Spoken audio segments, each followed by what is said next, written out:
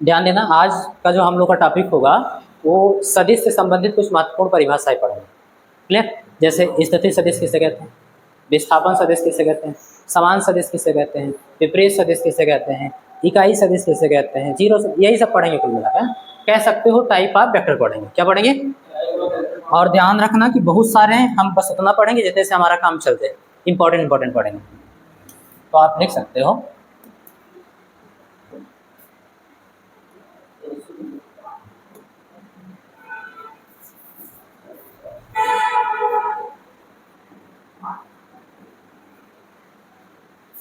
सदिशों के प्रकार, ये हम लोग पढ़ने वाले हैं। चलो धैर्य के साथ बैठना, एक एक कॉन्सेप्ट क्लियर करते चलेंगे। सबसे पहले तो हम लोग पढ़ने वाले भी है पोजीशन वेक्टर।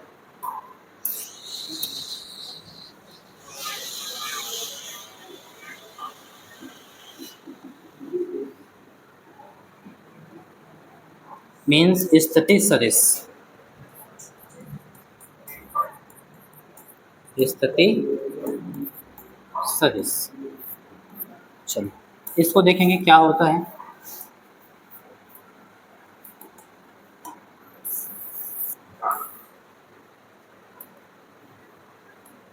जब स्थिति की बात आती है, ध्यान समझना, किसी भी चीज़ की स्थिति बतानी हो तो उसके लिए आपके पास कोई रेफरेंस पॉइंट होना चाहिए, संदर्भ बिंदु होना चाहिए, जिसके साथ आप तुलना करके बताओगे कि यहाँ से इतना दूरी पर है या यहाँ से इतना दूरी पर इस दिशा में है।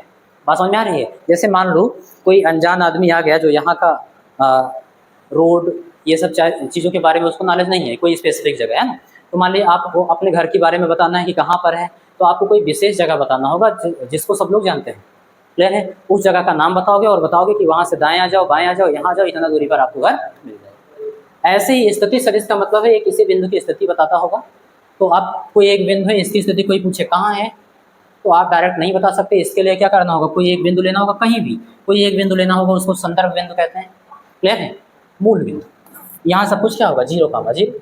अब समतल में गति पढ़ रहे हैं तो कोई एक समतल भी लेना होगा, जैसे एक्स वाई समतल मान लीजिए, या फिर वाई जेड समतल मान लीजिए, कोई भी एक समतल ले लीजिए। ठीक है? उस समतल में कोई एक बिंदु होगा और एक कोई मूल बिंदु होगा। क्लियर है? यहीं से उसकी दिशा और स्थिति को बताएंगे। ऐसा सदिश जो इस बिंदु की स्थिति और दिशा को बताए एक साथ, कहाँ पर स्थित है, किस डायरेक्शन में है, मूल बिंदु से कितनी दूरी पर है। बात समझ में आ रही है? ये सारी चीज बताए। उसी सदिश को क्या बोलेंगे, स्थिति। इसको ठीक से समझने के लिए हम लोग कोई एक समतल ले रहे हैं, ध्यान समझना। ये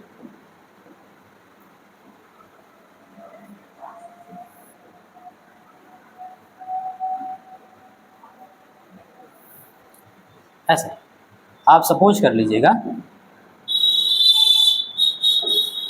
कि ये एक एक्स वाई समतल है। क्या है बेटा? एक्स वाई समतल।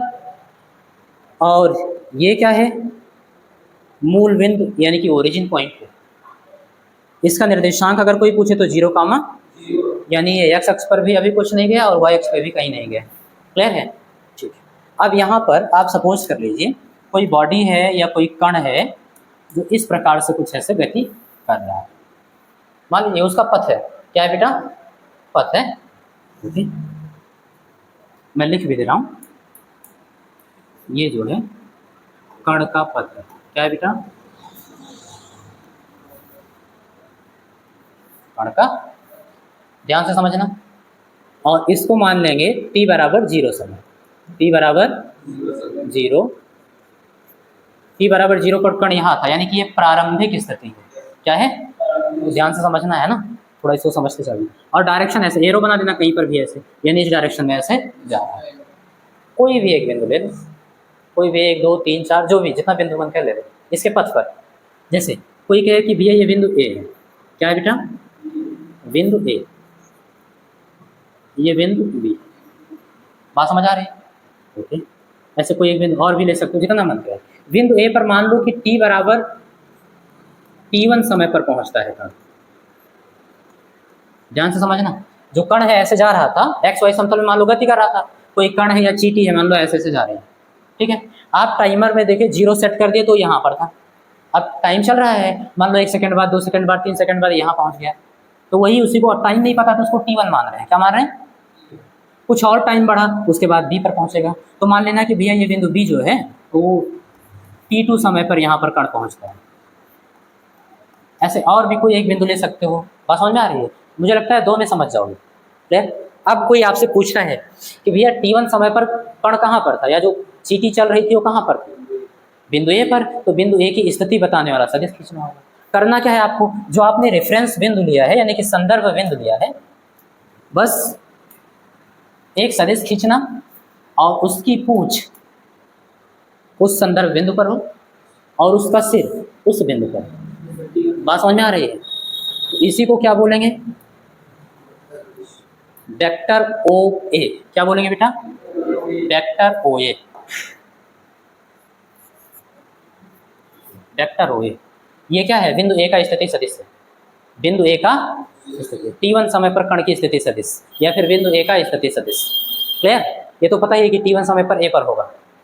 समझ गए? ऐसे अगर कोई पूछे कि t2 समय पर कण की स्थिति सदिश बताओ, तो हम कहेंगे जो हमने संदर्भ बिंदु लिया है वहां पर सदिश का पूछ रहेगा और हेड कहाँ पर रहेगा, सिर कहाँ पर रहेगा, उस बिंदु बी पर। ये भी बात समझ में आ रही है? अच्छा, किससे तुलना कर रहे हैं? ओ से। ओ के सापेक्ष बी का स्थिति सदिश वेक्टर ओ। वेक्टर ऐसा लिख लेना, वेक्टर। ऐसे बिंदु सी होता तो ओ के सापेक्ष सी का स्थिति सदिश वेक्टर ओ सी। डी होता तो ओ के सापेक्ष डी का स्थिति सदिश वेक्टर ओ डी। तो सारी चीजें यही समझ गई, यहीं पर लिख भी लो ऐसा।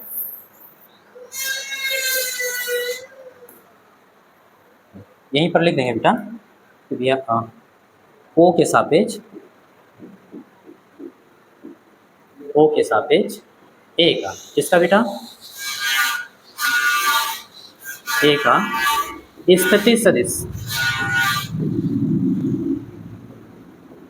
अच्छा, अगर कोई डायरेक्ट पूछता t1 समय पर कण की स्थिति सदिश, तो ये एक ही बात थी, क्योंकि t1 समय पर कण कहाँ था? ए पर। क्लियर है ना? हाँ। तो t1 समय पर कण की स्थिति सदिश या फिर o के सापेक्ष a का स्थिति सदिश बराबर होगा कितना? तो आप बताएंगे वेक्टर OA। वेक्टर, अब देखो बार बार इतना 2-2 अंक लिखना, 2-2 अक्षर लिखना थोड़ा कठिन हो जाता है ना, तो इसलिए हमको एक प्रतीक मान लेते हैं। तो याद ये रखना कि सामान्यता यानी कि जनरली स्थिति सदिश को वेक्टर आर से लिखा जाता है। किससे?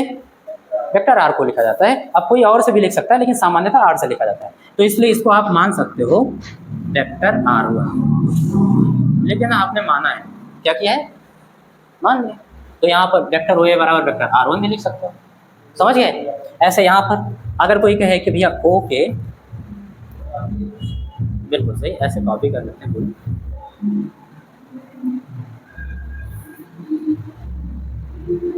हाँ बेटा ध्यान समझना, ओ के सापेक्ष बी का स्थिति सदिश तो हो क्या जाएगा? तो आप बताएंगे, ध्यान देना, वेक्टर ओ बी। क्या बताएंगे? Vector O B. ओ के सापेक्ष बी का सदिश वेक्टर ओ बी, और इसको आप R2 मान लेना।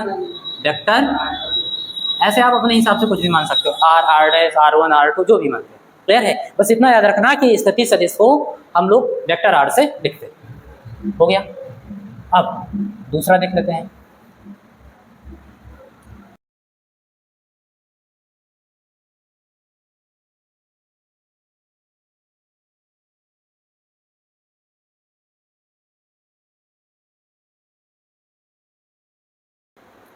तो अब दूसरा कॉन्सेप्ट देखो, हम लोग क्या पढ़ेंगे बेटा? तो बोलेंगे डिस्प्लेसमेंट वेक्टर। क्या बोलेंगे? यानी कि विस्थापन सदिश।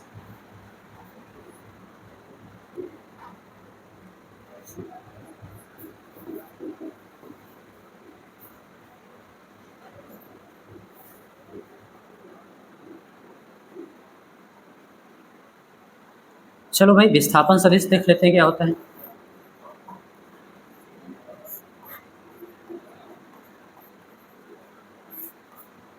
इसका भी कॉन्सेप्ट समझ लेते हैं।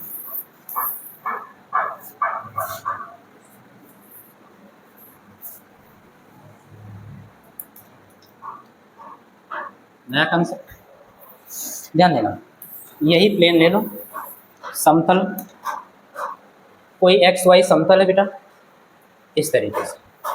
बात समझ में आ रहा है? सेम कोई एक्स वाई समतल है, उसमें कोई कण है, कुछ इस तरीके से वो गति कर रहा था। प्रारंभ बिंदु ये था, t बराबर 0 समय पर है ना, यहाँ से चलना स्टार्ट किया, एरो बता रहा है किस डायरेक्शन में से जा रहा है, ये कण का क्या है, पथ है। बात समझ में आ रही है। t1 समय पर a पर था और t2 समय पर b पर था। अब कोई बता रहा है कि a और b के बीच विस्थापन सदिश क्या होगा, कोई पूछ रहा है। बात समझ में आ रही है, तो समझना। आप क्या करेंगे, ऐसा सदिश खींचेंगे, ऐसा सदिश खींचेंगे जिसका पूंछ उसके प्रारंभिक समय पर हो, जिसके जिसके बीच देख रहे हो, एक प्रारंभिक स्थिति होगा, एक अंतिम स्थिति होगा। तो पूंछ कहाँ पर हो, प्रारंभिक स्थिति पर, और हेड कहाँ पर हो, हाँ सिर होगा अंतिम स्थिति पर। तो अंतिम स्थिति t बराबर t2 समय पर, ये हो जाएगा। क्लियर है। और इसको आप लिख क्या सकते हो, वेक्टर ए बी। क्या लिखेंगे बेटा, वेक्टर ए बी, ऐसे आप लिख सकते हो। ये जो है आपका वेक्टर समझ आ रहा है। तो आप बताएंगे T2 माइनस T1, जिसको आप डेल्टा टी लिख सकते हो, है ना, ऐसे। तो T2 माइनस T1 समय अंतराल में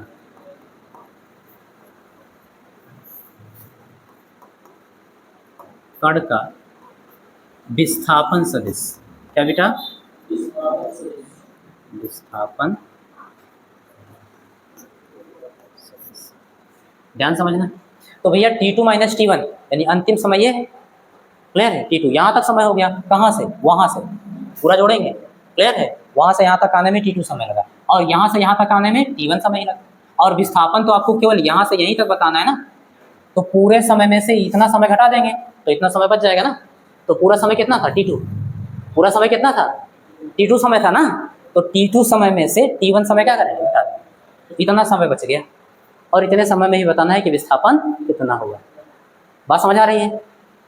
ए से बी प्रारंभिक स्थिति इस हिसाब से उसकी ए हो गई, अंतिम स्थिति बी हो गई। तो प्रारंभिक और अंतिम स्थितियों के बीच की न्यूनतम दूरी जो कि क्या है, वेक्टर ए बी,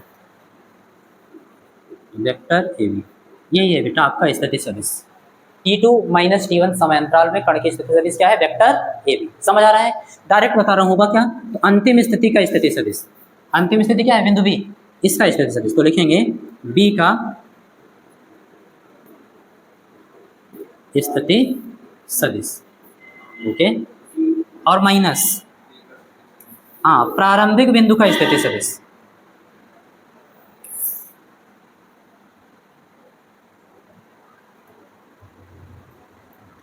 माइनस ए का स्थिति सदिश। बताओ समझ आ रही बात। अंतिम बिंदु क्या है, बी है, बी का स्थिति सदिश, और माइनस प्रारंभिक बिंदु क्या है, ए का स्थिति सदिश। तो बी का स्थिति सदिश क्या है, वेक्टर होगी। क्या है बेटा, वेक्टर होगी। तो यहाँ पर लिख देंगे भैया वेक्टर ए बी बराबर जो होगा, बी का स्थिति सदिश वेक्टर होगी, वेक्टर होगी, और माइनस ए का स्थिति सदिश वेक्टर ओ ए, वेक्टर। बताओ समझ आ रहा। तो इस प्रकार से निकालेंगे। और जब हम सदिशों का योग यानी कि संकलन और सदिशों का अंतर यानी व्यवकलन ग्राफीय विधि से सिखाएंगे आपको, गणितीय विधि से भी, ग्राफीय विधि से। जब ग्राफिकल मेथड से आपको समझाएंगे तो ये है क्या, दो सदिशों का अंतर ही तो है। तो वहाँ पर आपको याद दिलाना, प्रूफ करवा देंगे कि क्यों मैंने वेक्टर ए बी बराबर लिखा था vector O B minus vector O A. बात समझ आ रही है। तो वहाँ से आप समझ पाओगे, जब सदिश योग त्रिभुज नियम या उसके अंतर का नियम लगाएंगे तो आपको समझ में आएगा कि इसको इसको घटाएंगे तो यही मिलेगा ही, इसीलिए सर ने इसके बराबर इतना माइनस इतना लिखा था। बात समझ में आ गई। अभी के लिए तो ऐसे याद कर लो कि अंतिम बिंदु जो होगा उसका स्थिति सदिश माइनस प्रारंभिक बिंदु का स्थिति सदिश। क्लियर है। अगर मान लो आपसे कोई उल्टा पूछे, भैया ये बताओ क्या होगा,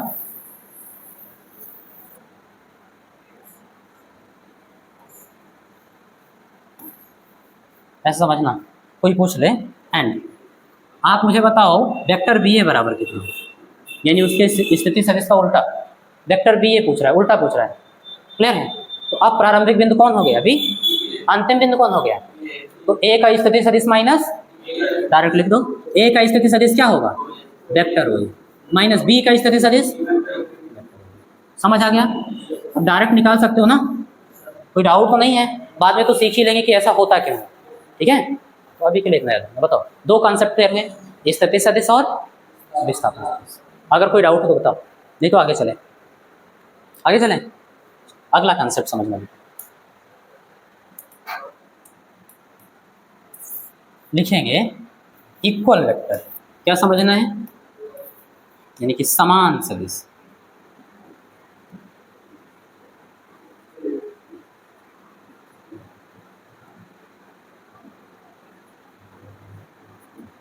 समान सदिश।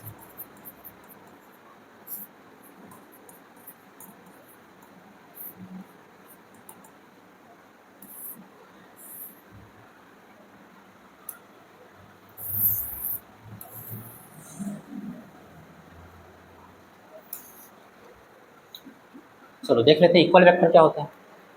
इन सबका एक एक लाइन में डेफिनेशन लिख लेते हैं। क्लियर है? देखो क्या लिखेंगे, नहीं लिख दे रहे, दो ऐसे समांतर सदिश, समांतर सदिश जिनके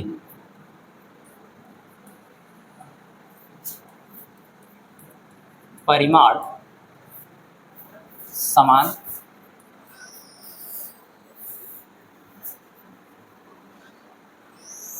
ऐसा लिख लो, दो ऐसे सदिश जिनके परिमाण व दिशा, परिमाण व दिशा समान।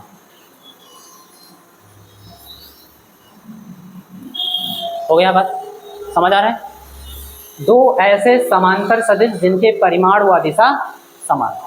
परिमाण का मतलब लंबाई, परिमाण का मतलब लंबाई, दिशा का मतलब तो समझ रहे हो तीर से। क्लियर है? समान तो क्या कहलाएगा? समान वेक्टर कहलाएगा। एग्जाम्पल समझना कैसे, कोई भी एग्जाम्पल ले लो आप। मान लो सबसे आसान यही है कि आपके पास कोई एक आयत है, ऐसे बिंदु नाम रख लो ए बी सी, और बात समझ में आ रही? क्लियर? एक वेक्टर आप सपोज करना कि भैया ये वेक्टर है भी, बात समझ में आ रही है?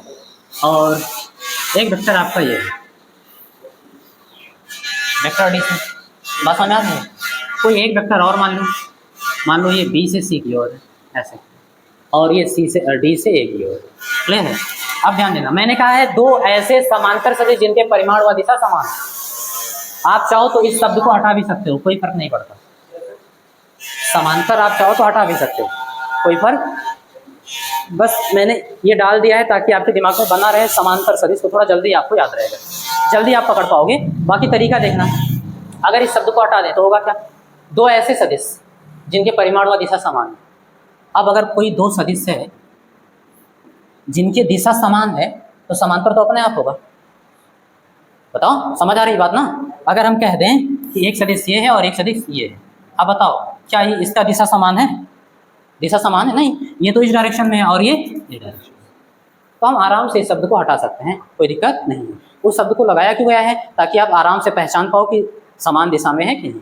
अच्छा, समांतर होने के बाद भी एक दिक्कत हो सकती है, मान लो ऐसे समांतर है, इस डायरेक्शन में दिशा, तो इसीलिए मैंने लिखा है कि दिशा क्या हो? समान। क्लियर है? समांतर भी हो और दिशा क्या हो? समान। क्लियर? तो समझना क्या क्या चाहिए, दो चीज याद रखो, परिमाण बराबर, परिमाण बराबर होने का मतलब लंबाई बराबर। बात समझ आ रही है? तो फटाक से यहाँ बताओगे क्या भाई? दो चीज देखो यहाँ पर, इधर देखना, हियर ए बी बराबर है डी सी की, है कि नहीं? ए बी की लंबाई डी सी की लंबाई के बराबर है। क्यों? चूंकि आयत के आमने सामने की भुजा बराबर होती है, ये आयत है ना। तो आप बता दें, चूंकि ए बी सी और डी क्या है बेटा? आयत है। समझ आ ही रहा होगा। और आयत के आमने सामने की भुजाएं क्या होती है? बराबर। तो परिमाण क्या हो गया? बराबर। क्लियर है? और दिशा भी देखो समान है, इसी डायरेक्शन में ये भी, इसी डायरेक्शन में ये भी। क्यों? क्योंकि दोनों समांतर भी हैं, दिख रहा है, आयत के आमने सामने की भुजाएं समांतर होती हैं और डायरेक्शन भी इधर की ओर। क्लियर है? तो आप बताएंगे एंड वेक्टर ए बी व वेक्टर डी सी समदिश है। क्या है बेटा? बस दो ही चीज़ तो चाहिए, दो ही चीज, समदिश का मतलब समान दिशा है ना। दो ही चीज़ तो चाहिए, एक तो परिमाण बराबर हो यानी कि लंबाई बराबर, परिमाण बराबर होने का मतलब लंबाई बराबर, जो कि दिख रहा है साफ साफ आयत। दूसरी चीज़ समांतर है और सेम डायरेक्शन में है, क्लियर है। तो ये चीज़ दिख रहा है कि वेक्टर ए बी और वेक्टर डी सी क्या है, समदिश, परिमाण बराबर है और दिशा समान है, तो दोनों सदिश बराबर होगा कि नहीं होगा, और अगर बराबर होगा तो उनको लिखेंगे कैसे, इसलिए वेक्टर ए बी को बराबर करके लिखेंगे वेक्टर डी सी।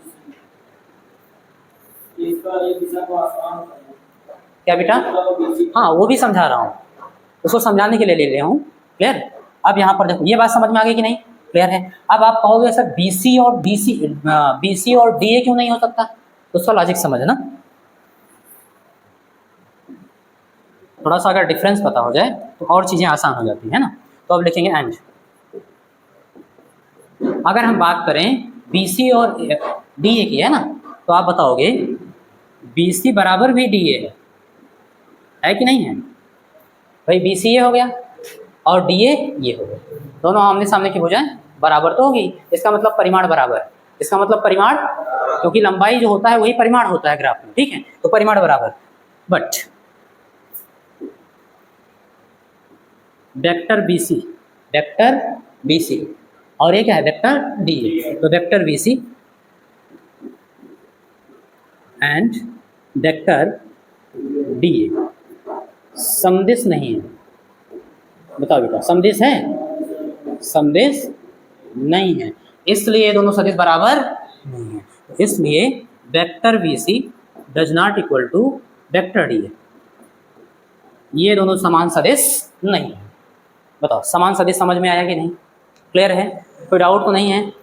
इतना समझना है कि दो ऐसे समांतर सदिश जिनके परिमाण व दिशा क्या हो, समान है, जिनका परिमाण व दिशा क्या हो, समान हो, क्या कहलाता है बेटा, समान सदिश कहलाता है, क्लियर है एकदम। आगे चलें, ठीक। तो दूसरा हम लोग पढ़ने वाले हैं अपोजिट वेक्टर, क्या पढ़ेंगे बेटा,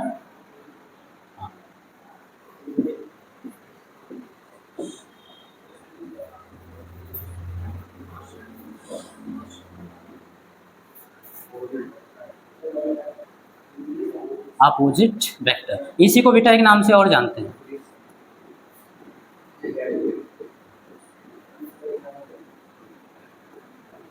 ठीक है, अपोजिट या फिर नेगेटिव वेक्टर। अपोजिट को बोलते हैं बेटा विपरीत, हाँ हाँ हिंदी में वही बोलेंगे, विपरीत या फिर ऋणात्मक सदिश, क्या बोलते हैं बेटा, ऋणात्मक सदिश। चलो देख लेते हैं किसे कह रहे हैं, समझना ध्यान से। आप बताएंगे दो ऐसे समांतर सदिश, यहाँ भी समांतर होना आवश्यक, बात समझ में आ रही है, क्या बोलेंगे, दो ऐसे समांतर सदिश,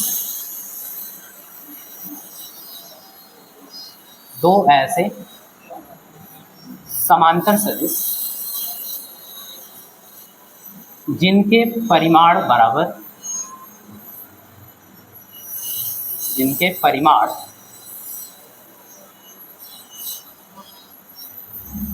बराबर परंतु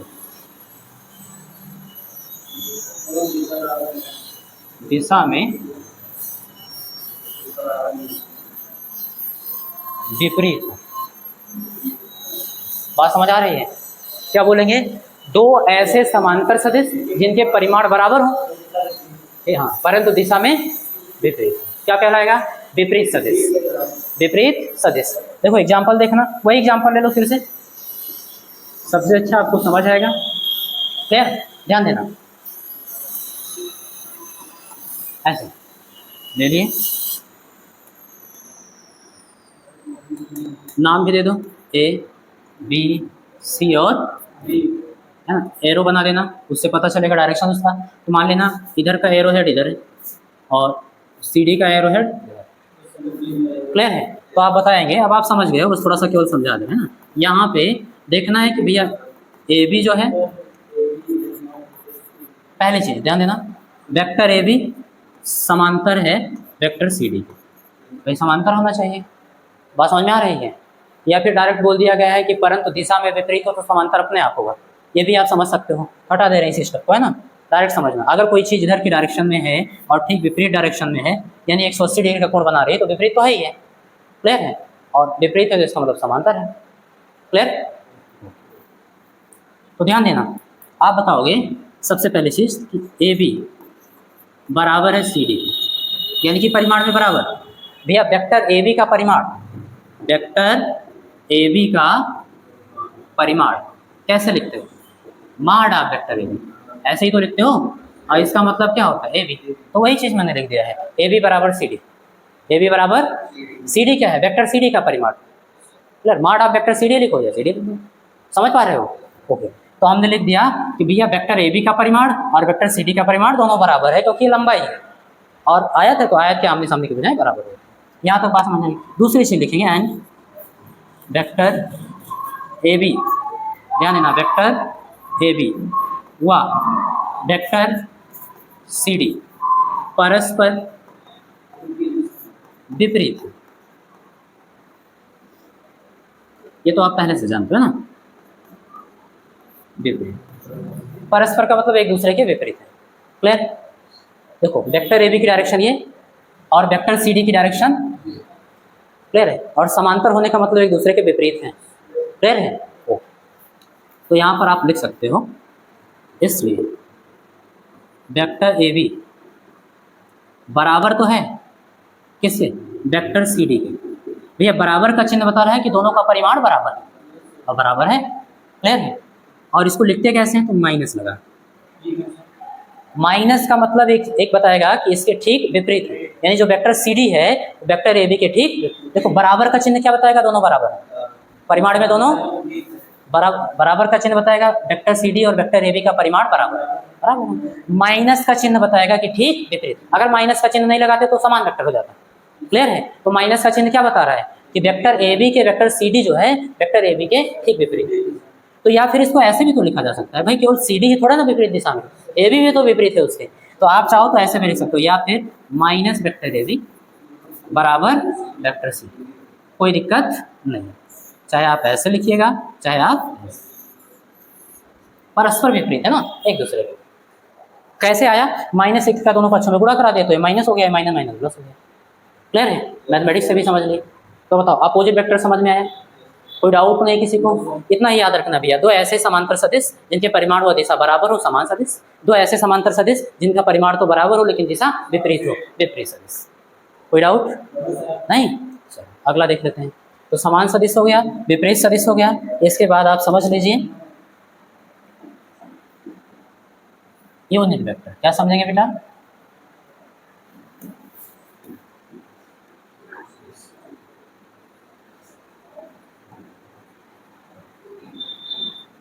इसको बेटा बोलते हैं एकांक सदिश, इसी को बोलते हैं एकक, इसी को बोलते हैं बेटा इकाई, बात देखिए है ना सबकी, इसी को बोलते हैं मात्रक, बस ऐसा लिख लो सदिश। तो चाहे आपसे कोई कहे एकांक सदिश, एकक सदिश, मात्रक सदिश, इकाई सदिश, सबके सब क्या होंगे,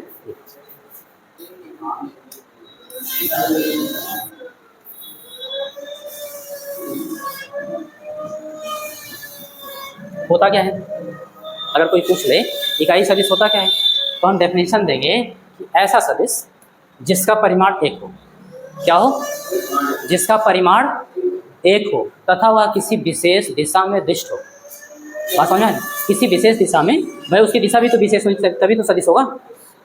तो एक चीज बताएंगे आप कि ऐसा सदिश, सदिश है तो डायरेक्शन तो फिक्स होगा, ऐसा सदिश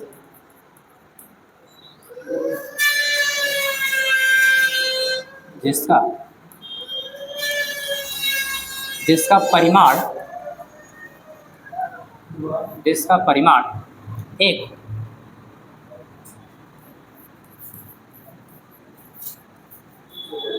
तथा किसी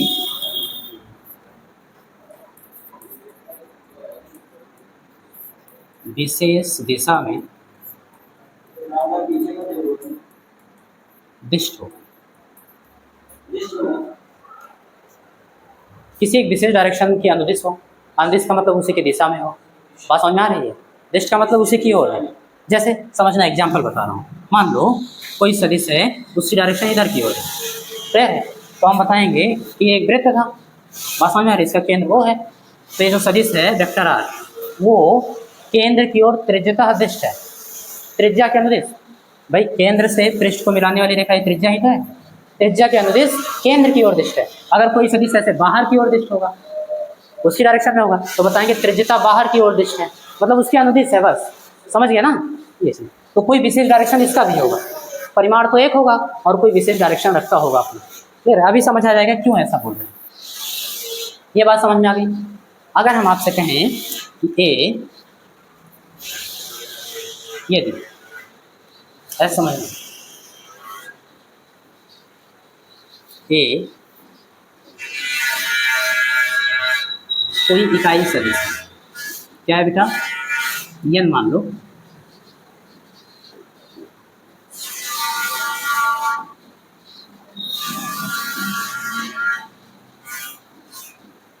समझना, n क्या है, कोई इकाई सदिश। ऐसा आपने मान लिया है कि जो n है वो कोई इकाई सदिश, ओके? तब इसे n लिखेंगे बेटा, और इसके ऊपर ऐसे कैप लगा देंगे। क्या लगा देंगे? n लिखेंगे और उसके ऊपर कैप लगा देंगे। पढ़ेंगे क्या? n कैप, या फिर यूनिट वेक्टर n। क्या पढ़ेंगे? यूनिट वेक्टर से प्रदर्शित करते हैं या से लिखते हैं। कोई डाउट है? प्रतीक, चिन्ह पहचानने के लिए, जैसे ये कोई सदिश है, ये कोई सदिश है, इसको पहचानने के लिए इसके ऊपर तीर लगा दिया, ये सदिश से हो गया। बात समझ में आ रही है? अब आप कुछ भी लगा सकते हैं। आप वहां पर होते हैं, कह देते हैं हम इसके ऊपर हाथी लिखेंगे, अरे चिन्ह ही तो है, अरे कोई चिन्ह ही तो है। आप उस समय मान लेते हैं कि भैया कोई भी सदिश राशि होगा तो उसके ऊपर हाथी लिखेंगे, तो इसको पढ़ा जाता है सदिश से। अगर हाथी लिखा है इसका मतलब सदिश राशि, तो ऐसे एक चिन्ह बना दिया गया कि भैया तीर लगाना है। बात समझ में आ रही है? अगर इकाई सदिश है तो उसके ऊपर कैप बनाना है, एक पहचान हो गया कि वो इकाई सदिश है। समझ गए? बस प्रतीक है, बाकी कुछ नहीं है। आगे चले तो अगर n कोई इकाई सदिश है तब इसे यूनिट वेक्टर n से लिखते हैं, यानी n के ऊपर कैप लगा के लिखते हैं, और पढ़ेंगे n कैप या फिर unit vector of n, unit vector n। ठीक है, ये हो गया। आप ध्यान देना, यहाँ पर अगर हम आपसे कहें कि वेक्टर ए, आप सभी जानते हो पहले से, क्योंकि परिभाषा के अकॉर्डिंग देख लो, आपने कहा ऐसा सदिश जिसका परिमाण एक हो, और n क्या है, इकाई सदिश है, आपने कहा है। अगर ये इकाई सदिश है तो इसका परिमाण, इसका यानी माड of unit vector A, unit vector n होना कितना चाहिए? तो ये दूसरा पॉइंट हो गया कि कोई भी इकाई सदिश होगा तो उसका परिमाण निकालेंगे तो कितना आएगा? एक आएगा। क्लियर है? ओके। अब एक चीज, तीसरा पॉइंट देखना, आप सभी जानते हो कि कोई भी सदिश हो, कोई भी सदिश राशि तो उसका लिखा जाता है परिमाण। क्या लिखा जाता है बेटा? और दिशा। बात समझ में आ रही है? परिमाण और दिशा, तब वो पूर्णता व्यक्त किया जा सकता है। क्लियर है? अगर ऐसे ही हम मान लें ए कोई सदिश है तो वेक्टर ए लिखेंगे। ए कोई सदिश है तो क्या लिखोगे? वेक्टर ए लिखोगे, बराबर वेक्टर ए का परिमाण। आप कहोगे सर वेक्टर ए का, यही लिख दे रहे हैं, ए क्या है? सदिश है। वेक्टर ए क्या है बेटा? सदिश। क्या था? कोई सदिश राशि, ओके। तो वेक्टर ए का परिमाण क्या होगा? बिल्कुल सही, आप बताएंगे माड ऑफ, या फिर इसी को ए लिख देते हो, तो चाहे ये लिखना चाहिए। बात समझ आ रही है? तो भैया परिमाण, परिमाण की जगह क्या लिख सकते हो? क्लियर है? और इनटू डायरेक्शन, दिशा। क्लियर? तो अब यहीं पर समझ में आता है कि इकाई सदिश का महत्व क्या है। इकाई सदिश केवल और केवल दिशा व्यक्त करने के लिए प्रयुक्त किया जाता है। किसके लिए? दिशा। किसी विशेष डायरेक्शन में वो डिस्ट है ना। अब अगर कोई इकाई सदिश है जो इसी की डायरेक्शन में है तो यहीं पे लिख दो, उसी से गुणा करा दो। तरीका समझना, मान लो कोई यूनिट वेक्टर ए था, क्लियर है, जो कि ए की दिशा में था, यहाँ पर लिख दे रहे हैं यूनिट वेक्टर ए जो है वेक्टर ए के अनुदिश। अनुदिश का मतलब बेटा उसी की दिशा में, उसी की दिशा में इकाई सदिश या मात्रक सदिश, जो भी लिखना चाहो। बात एक ही, बहुत ध्यान से समझो, आसान है भैया। कोई ये ऐसे मान लेना, ये वेक्टर क्या है, ए है। क्या है, वेक्टर ए है। अब इसका परिमाण समझना, यहाँ तक 1 2 3 और 4, इसका परिमाण कितना है, 4। अब कुछ भी हो, सेंटीमीटर मीटर यूनिट जो भी हो, 4 है। क्लियर। अब कोई इकाई सदिश की बात करें तो कहोगे इकाई सदिश का तो परिमाण एक क्या होता है ना, तो यहीं तक होगा। इकाई सदिश का परिमाण ये क्या हो जाएगा, यूनिट वेक्टर ए। अब बताओ यूनिट वेक्टर ए का डायरेक्शन किसकी डायरेक्शन में है, एक, उसी की डायरेक्शन में कि नहीं है। तो हम क्या कर रहे हैं, इसी से इसके परिमाण में गुणा करा दे रहे हैं। अब आप कहोगे सर गड़बड़ नहीं हो जाएगा, बिल्कुल नहीं होगा। क्यों, क्योंकि इनका गुणा कराने का मतलब हुआ 1 से गुणा कराना।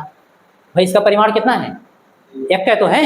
अब 1 से 4 में गुणा कराओगे कितना रहेगा, 4 ही तो रहेगा। क्या परिमाण बदलेगा, नहीं बदलेगा। तो गुणा कराने से कोई फर्क नहीं पड़ता। अच्छा फायदा क्या हो जाता है, इसकी दिशा बता रहा है, ये परिमाण है और ये क्या है, दिशा है।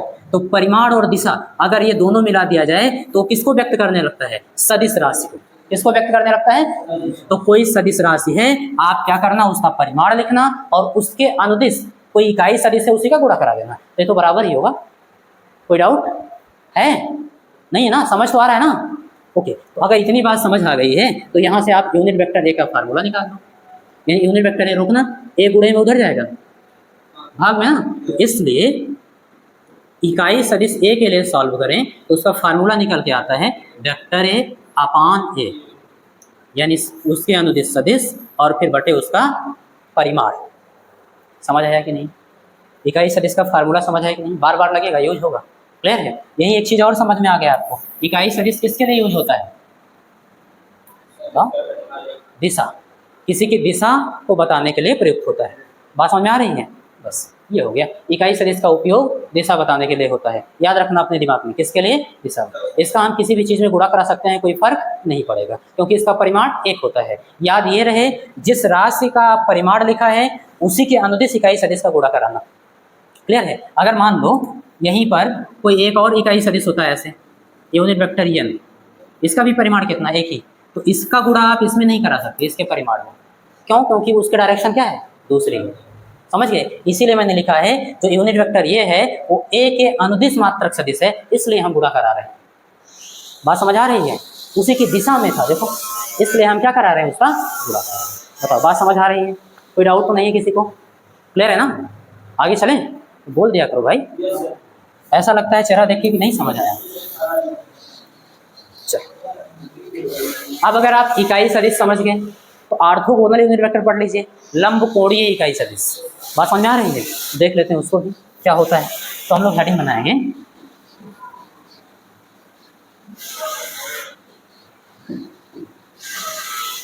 लिखेंगे ऑर्थोगोनल यूनिट वेक्टर।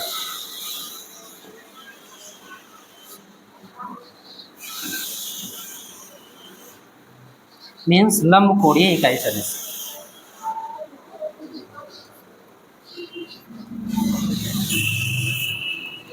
लंब कोणीय मात्रक सदिश।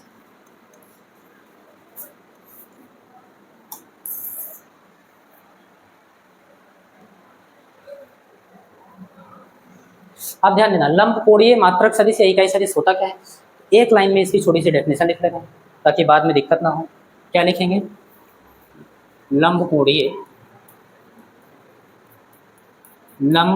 कोणीय अक्षों, भैया कौन कौन से लंब कोणीय अक्ष हैं, तो आप ब्रैकेट में लिख सकते हो एक्स अक्ष, कमा वाई अक्ष व जेड अक्ष। तो भैया लंब कोणीय अक्षों के अनुदिश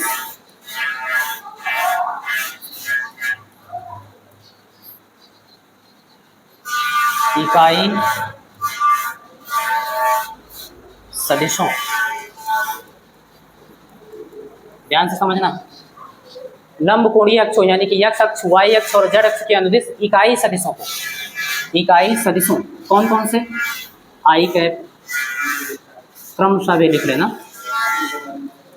क्रमशः का मतलब क्रम से, x अक्ष के अनुदिश इकाई सदिश आई कैप, y अक्ष के अनुदिश जे कैप, व z अक्ष के अनुदिश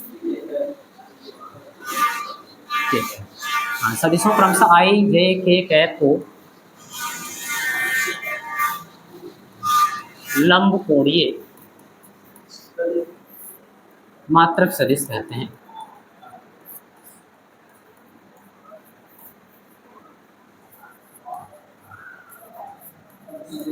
समझ तो आ रहा होगा? पहले देखो तीनों को बना भी लेते हैं हम लोग, फिगर बनाएंगे ज़्यादा समझ आएगा। मान लीजिए कोई ये एक्स एक्सिस है, एक्स एक्सिस, और ये आप सपोज कर लेना वाई एक्सिस है।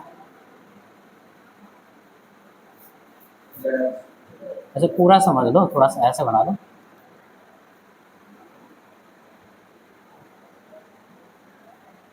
समझना, ये एक्स अक्ष हो गया और ये जेड अक्ष बेटा असल में ऐसे होता है, ये होता है जेड अक्ष। लंब कोण यानी तीनों एक दूसरे के साथ 90 डिग्री का कोण बनाएंगे। तो आपको एक्स और वाई के बीच तो 90 डिग्री का दिख रहा है, तो जेड अक्ष असल में इधर होता है, इधर खींचना होता है। क्लियर है? ये तो एक्स और वाई के बीच 90, वाई और जेड के बीच 90, जेड और एक्स के बीच। क्लियर है? लेकिन हम लोग की मजबूरी है कि यहाँ पे ऐसे जेड एक्सिस नहीं खींच सकते 30 डिग्री, इसलिए हम लोग कहीं दाएं बाएं इधर उधर खींच देंगे। और कहाँ पे खींचेंगे तो ध्यान देना,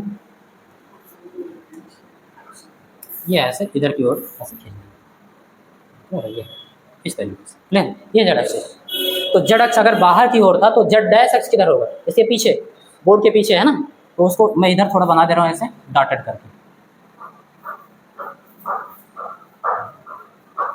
ये एक्स एक्सिस है तो ये क्या होगा? X dash. ये वाई है तो ये क्या होगा? Y dash. ये जेड है तो ये क्या होगा? अब ये पीछे होगा, दिखाई नहीं देगा। बात समझ में आ रही है? तो इसको आप डॉटेड करके बनाइए ऐसे, ये भैया बोर्ड के पीछे होगा। क्लियर है? ओके, तो ये है क्या? असल में ये आपका है जेड डैश। क्लियर है? अब ध्यान से समझना, आपने कहा यक्स अक्ष के अनुदिश इकाई सदिश आई कैप है। क्लियर है? तो यक्स अक्ष ये है ना, इसके अनुदिश इकाई सदिश, तो यहाँ तक मान लेना कि भैया यहाँ से लेकर के यहाँ तक एक यूनिट है। क्लियर है? एक मात्रा का कोई चीज़, तो जिसका परिमाण कितना हो? एक हो, तो इकाई सदिश होगा। तो ऐसे ये जो होगा आई कैप। बात समझ में आ रही? ऐसे वाई अक्ष इधर की ओर है, यहाँ तक एक यूनिट मान लेना, तो यहाँ पे जो वेक्टर होगा वो यूनिट वेक्टर जेड है। ठीक है? और इस डायरेक्शन में जेड की डायरेक्शन में यानी बाहर की तरफ, जिसको आपने इधर बना के रखा है। क्लियर है? तो ये जो होगा इधर मान लेना ऐसे। ठीक है, क्या मानेंगे बेटा? बात समझ में आ रही? अब एक्स अक्ष के अंदर कोई भी होगा, उसके साथ अगर आई कैप लगा दिए तो पता चल जाएगा। अच्छा, मान लो माइनस आई कैप कहीं लिखा है, इसका मतलब विपरीत वेक्टर, अभी तो पढ़े हो, परिमाण में बराबर हो यानी परिमाण इतना ही हो, और दिशा में विपरीत हो तो एक्स अक्ष की धनात्मक डायरेक्शन ये, ठीक उसके विपरीत डायरेक्शन में एक्स अक्ष की ऋणात्मक, तो ये क्या होगा? माइनस आई कैप। समझ आ रहा है? और ऐसे इधर माइनस, ऐसे इधर माइनस, थोड़ा बड़ा कर दें ताकि क्लियर समझ में आए। दिख रहा है ना? ऐसे हो जाएगा। तो अब जब माइनस वगैरह वाला समझ लो तो सही से बना के फिर बता दें कि ऐसे बना रहने दें, बना रहने दें। ठीक है, समझ जाना आपने। अब यहाँ पर समझना, आपने कहा आई कैप, जे कैप, के कैप क्या है? लंबकोणीय इकाई सदिश है। आई क्या है? एक्स अक्ष के अनुदिश इकाई सदिश। जे क्या है? वाई अक्ष के, और के क्या है? जेड। अगर ये इकाई सदिश है तो सबसे पहले आप बताओगे मॉड ऑफ आई कैप बराबर होगा मॉड ऑफ जे कैप, बराबर होगा मॉड ऑफ, और बराबर होगा 1 के, क्योंकि है इकाई सदिश। बात समझ में आई? अब देखो इसका उपयोग क्या है। क्लियर है? अभी हम लोगों ने पढ़ा है कोई भी सदिश राशि, कोई सदिश राशि। क्लियर है? तो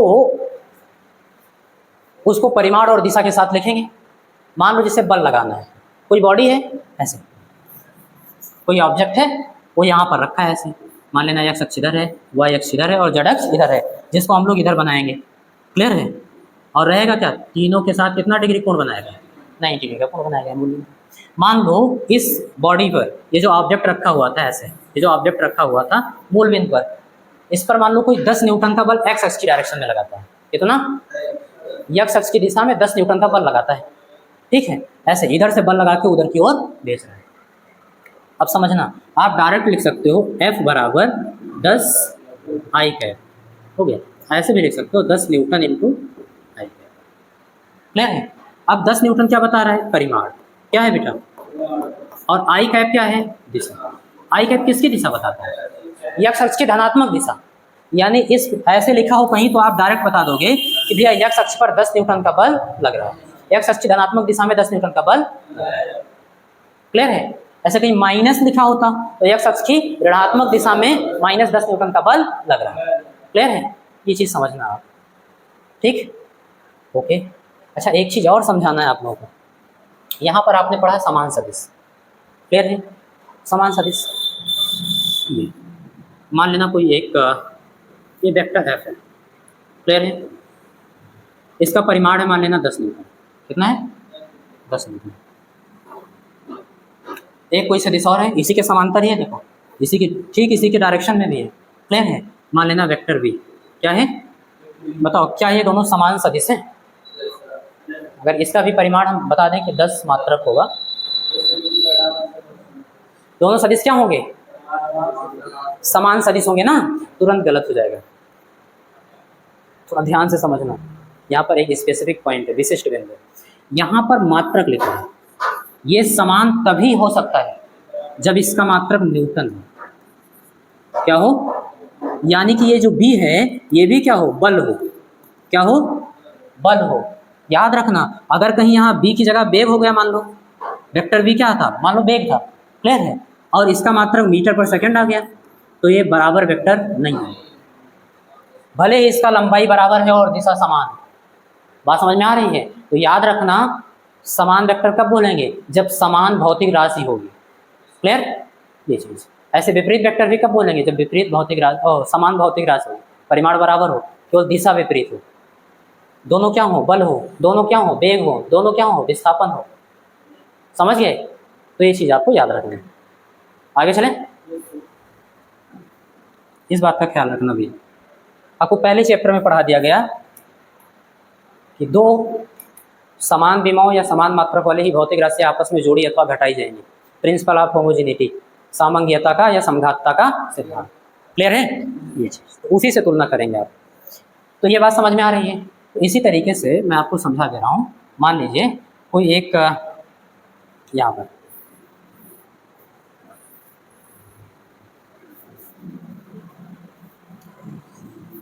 पर ये एक्स एक्सिस है और ये वाई एक्सिस है और ये जेड एक्सिस, ये मूल बिंदु O है।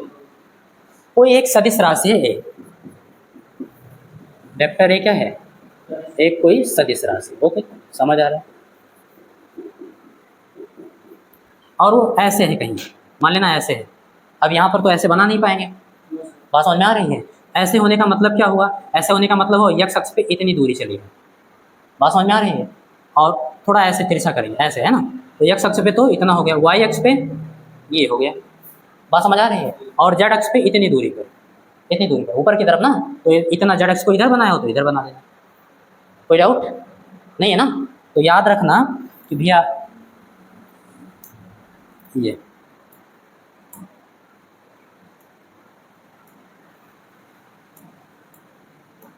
हाँ भैया ध्यान देना, एक्स अक्ष पे हम मान लेंगे इस सदिश का जो घटक है एक्स अक्ष के अनुदिश A1 है। क्या मान लेना बेटा? मान लेना भैया यहाँ से यहाँ तक A1 है। कितना है? लंबाई इसकी A1 है और इसकी लंबाई मान लेना A2 है और इसकी लंबाई यहाँ तक A3 है। इसी को बोलते हैं घटक। क्या बोलते हैं? क्योंकि तीनों से मिलकर बना ना, कोई चीज़ जिन चीज़ों से मिलकर बना होता है उसे हम उसका घटक बोलते हैं। जैसे हम लोग के बॉडी के घटक कौन कौन से हैं, किन किन चीज़ों से मिलकर बना है, बात समझ में आ रही है? उसे कंपोनेंट बोलते हैं। आपकी साइकिल किन किन चीज़ों से मिलकर बनी है, तो बोलते हैं उसका एक एक जो अंग है उसका कंपोनेंट है या फिर अवयव है, ऐसे बोलते हैं। तो समझना, ए का जो परिमाण है बेटा एक्स अक्ष के अनुदिश, एक्स अक्ष के अनुदिश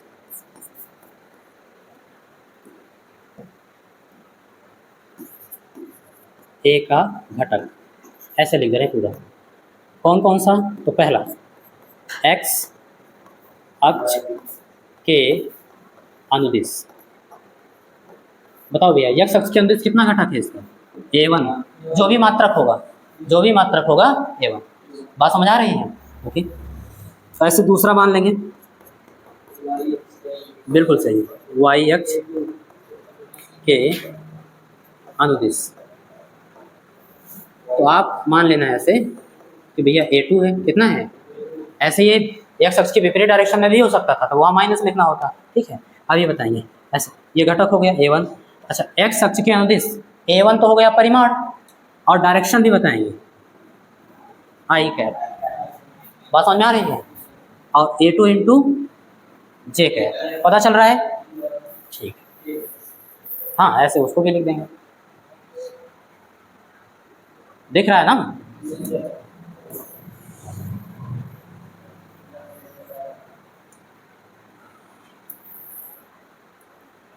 मान लेना भैया ऐसे होगा तीसरा, जेड अक्ष, क्या लिखेंगे बेटा, जेड अक्ष के अनुदिश।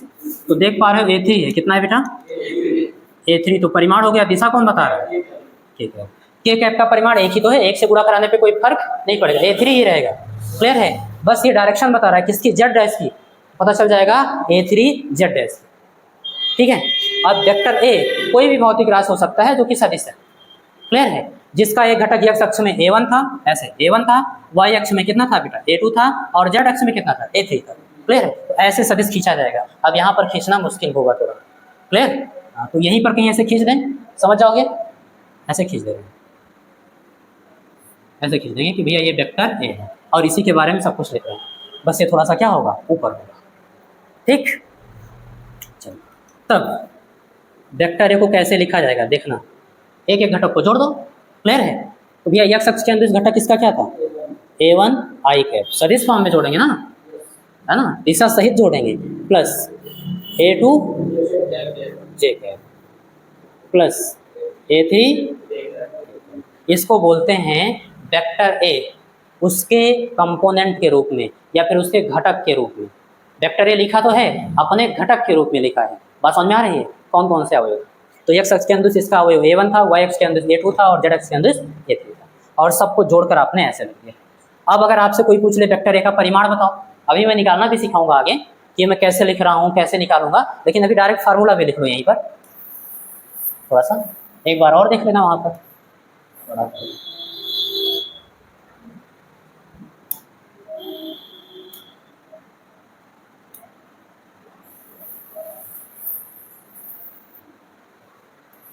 अरे ये क्या हुआ भाई,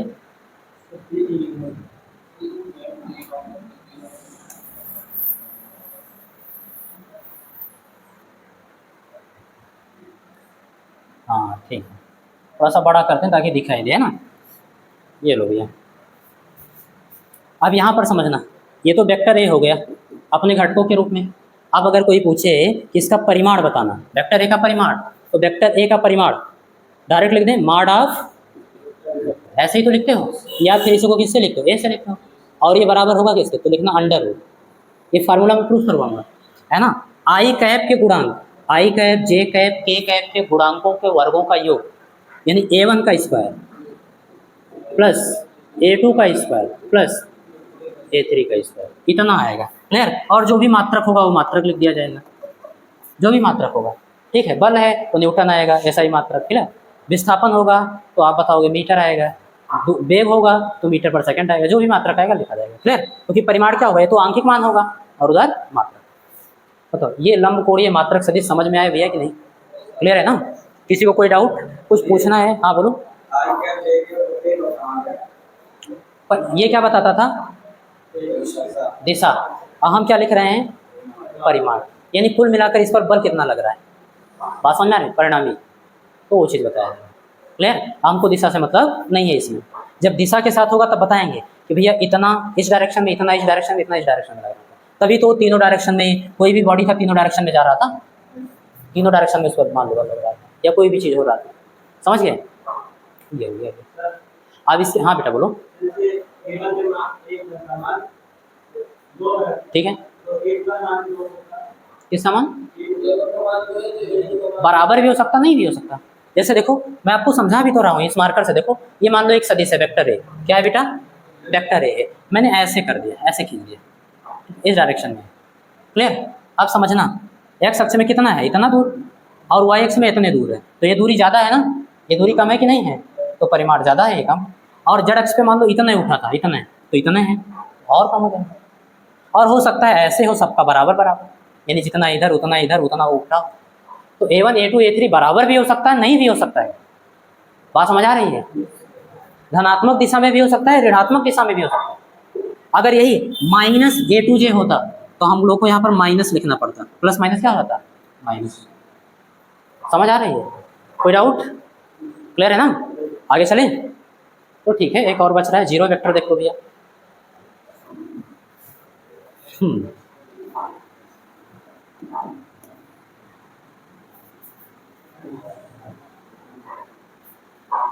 इस देखना बेटा, जीरो बोलते हैं इसी को, नल बोलते हैं,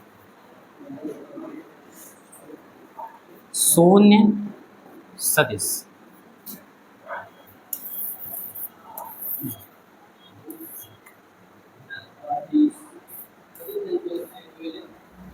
ध्यान देना बेटा, शून्य सदिश बताएंगे, ऐसा सदिश जिसका परिमाण शून्य, ऐसा सदिश जिसका परिमाण, मन नहीं लग रहा पढ़ने, ऐसा है, मन नहीं लग रहा पढ़ने, जो भी कारण हो, किसको, आप अपना बताओ, तब ठीक है ना, दूसरे को तो आप कुछ भी कह सकते हो। चलो भाई, शून्य सदिश देखते हैं, हम बताएंगे वह सदिश, ऐसा सदिश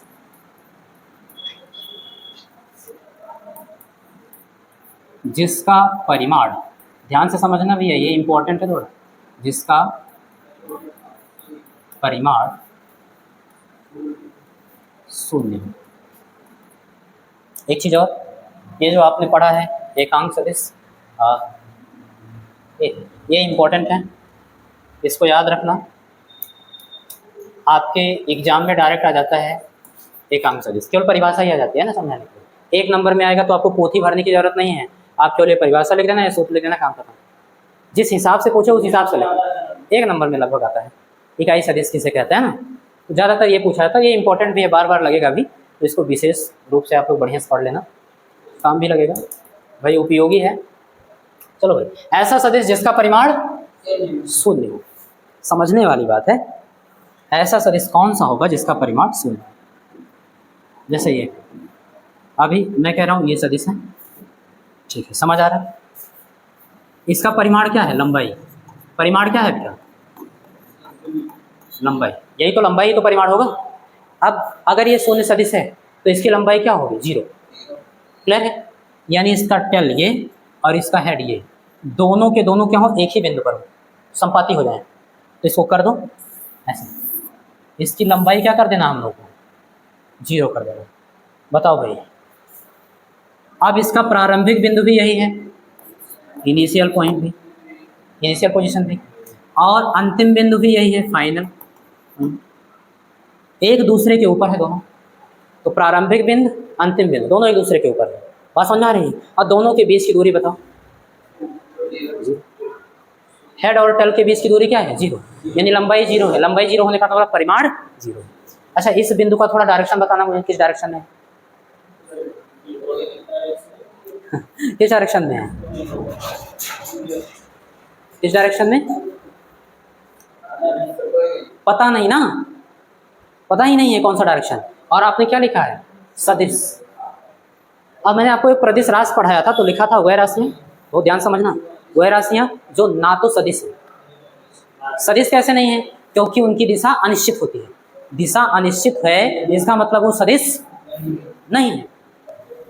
और मैंने कहा था जो अदिश भी ना हो, अदिश कैसे नहीं होगी, भिन्न भिन्न दिशा में, यानी डायरेक्शन बदलने से परिमाण उसका बदल जाता था, इसका मतलब दिशा पर निर्भर कर रहा था। बात समझ में आ रही है? ना तो सदिश था ना तो अदिश था, तो प्रदिश था। लेकिन यहाँ पर पहली लाइन इंपॉर्टेंट है, जिसकी दिशा अनिश्चित है हम उसको सदिश नहीं कहेंगे, और यहाँ पर आपने शून्य सदिश लिखा है और इसकी दिशा अनिश्चित है। कुछ समझ आ रहा है क्या चल रहा है? विरोधाभास है स्टेटमेंट में भाई, आप समझिए। पहला स्टेटमेंट क्या कह रहा है, पहला कथन कह रहा है कि आप थोड़ा हाँ सीरियस हो गया ना, बढ़िया चीज मिल गया ठीक है, ध्यान समझना। आपने पहला स्टेटमेंट कहा है ऐसा सदिश जिसकी दिशा अनिश्चित हो, उसको हम सदिश नहीं कहेंगे। भाई वो सदिश नहीं है जिसकी दिशा अनिश्चित है। क्लियर है? पहला स्टेटमेंट। और इसकी दिशा क्या है? अनिश्चित है। और इसको आप सदिश लिख रहे हो, तो क्या ये सदिश है? बिल्कुल नहीं। इसको बोलते हैं ये प्रॉपर सदिश नहीं है। बात समझ में आ रही? अदिश नहीं है भाई, ये प्रॉपर सदिश नहीं है, ये हमारी मजबूरी है इसको सदिश मानना। अच्छा, कैसी मजबूरी है भाई, वो भी जानना चाहिए। पहले इस पॉइंट को लिख दो, नहीं भूल जाऊंगा, है ना। इस पॉइंट को लिख देंगे, लिखेंगे इसमें, चूंकि अंतिम व प्रारंभिक, अंतिम व प्रारंभिक बिंदु संपाती है। क्या है बेटा? एक दूसरे के ऊपर है, एक दूसरे के ऊपर ही है। बात समझ में आ रही है? आप लोग 10th में पढ़े होंगे linear equation in two variable, यानी दो चर में रैखिक समीकरण जो पढ़ रहे थे उसमें पढ़े होंगे। तो चूंकि अंतिम व प्रारंभिक बिंदु यह स्थिति क्या है? संपाती है, इसलिए इसकी दिशा, ध्यान समझना, ये स्टेटमेंट इंपॉर्टेंट है, इसकी दिशा अनिश्चित होती है। क्या होती है बेटा?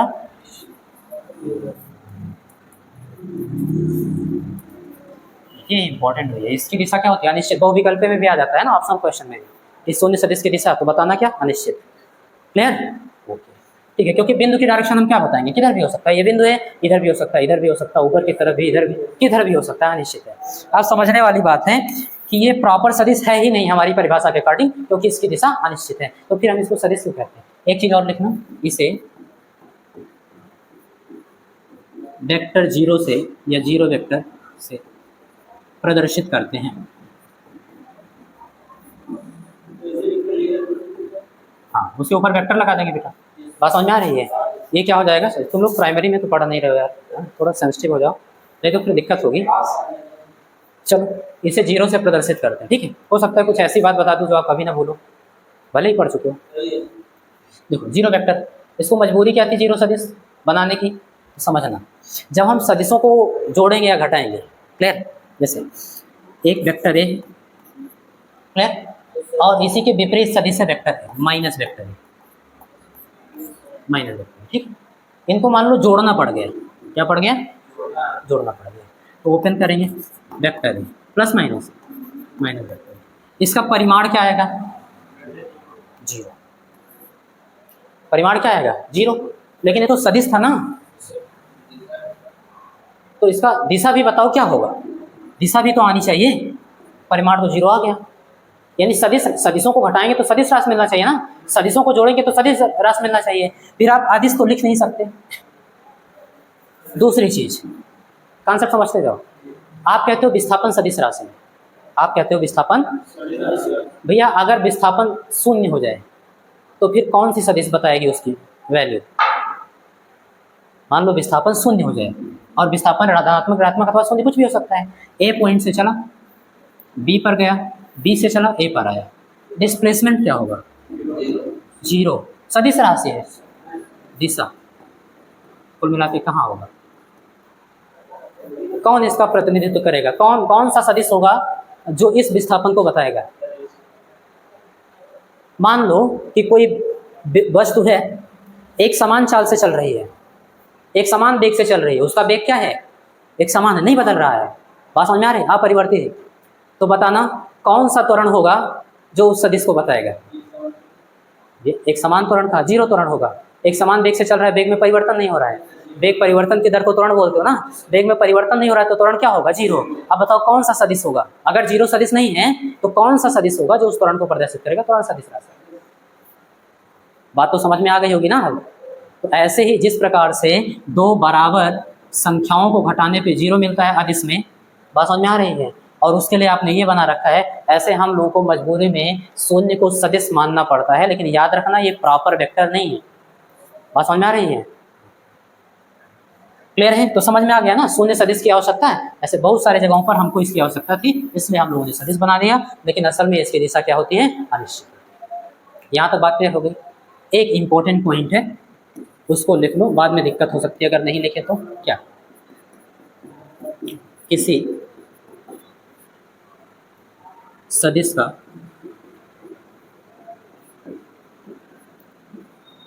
वास्तविक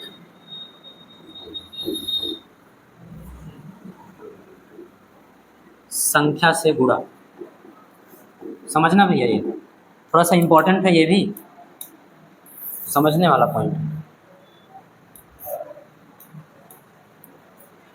सपोज करिए कोई सदिश है, वास्तविक संख्या तो जानते हो ना आप, हाँ, तो उससे गुणा कराना है। माइनस प्लस कुछ भी हो सकता है, ठीक है, उससे क्या कराना है, गुणा कराना है। और गुणा किस प्रकार का होगा, क्या क्या परिवर्तन होगा, उसको फटाफट देख लेते हैं 2-4 बिंदु में, ठीक है, समझ लें। जैसे हम मान लें यहाँ पर कि भैया जो ए है ये कोई सदिश है, क्या है बेटा, कोई सदिश होगा,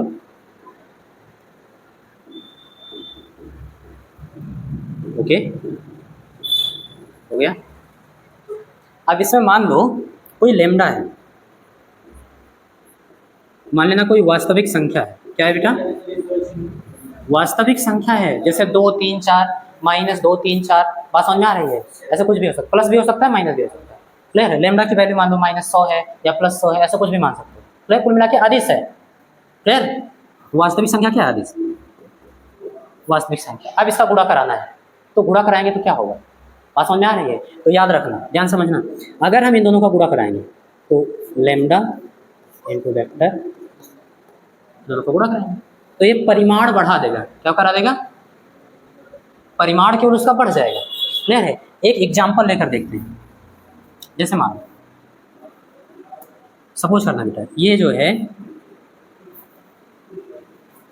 है वो वेक्टर ए है, क्या है बेटा, वेक्टर। अब कोई कह रहा है 2 से इसमें गुणा करा दो, इस सदिश में किससे गुणा करा दो, 2 से गुणा करा दो, तो आप कहेंगे ये होगा वेक्टर 2a, 2 केवल उसका परिमाण को 2 गुना कर रहा है, यानी इसकी लंबाई का 2 गुना, यहाँ से यहाँ तक ये था और फिर उसी का 2 गुना, समझिए। अगर कोई कह रहा है -2 से गुणा करा दो, क्या करा दो, -2 से, तो वो असल में ये हो जाएगा। यानी याद रखना, जब धनात्मक संख्या से गुणा कराओगे तब तो केवल परिमाण बदलेगा, और अगर ऋणात्मक संख्या से गुणा करा दिए तो दिशा ठीक विपरीत हो जाएगा, बदलेगा तो लेकिन ठीक विपरीत हो जाएगा, दिशा भी पता रहेगा, क्या हो जाएगा, ठीक विपरीत। ये बात समझ आ रही है। 1.5 गुना करेगा तो इसी लंबाई का 1.5 गुना कर देगा, क्लियर है। तो ये है भैया किसी सदिश का वास्तविक संख्या से, धनात्मक संख्या से गुणा कराएंगे तो केवल परिमाण बढ़ेगा, बात समझ में आ रही है। ऋणात्मक संख्या से गुणा कराएंगे तो परिमाण तो बढ़ेगा लेकिन दिशा विपरीत हो जाएगी, क्लियर है। एक चीज़ आप ऐसे समझ लो, कहीं काम लगेगा तो, हालांकि फर्स्ट ईयर में मुझे नहीं लगता काम लगेगा, कहीं पे ऐसे लिखा हुआ वेक्टर ए इनवर्स, ऐसा कौन सा, ये कौन सा सदिश है ना। तो याद रखना, यहाँ पर लिखेंगे ऐसा सदिश जिसका परिमाण, इसका परिमाण होगा कितना, तो आप बताएंगे a का व्युत्क्रम, a का इनवर्स लगा है ना, a का व्युत्क्रम यानी 1/a, बात समझ में आ रही है, a का व्युत्क्रम, अरे परिमाण लिखा है क्या, परिमाण, समझ गए ना। अच्छा दिशा अगर पूछ रहा है तो वही रहेगा a के अनुदिश, दिशा तो वही a के अनुदिश है ना।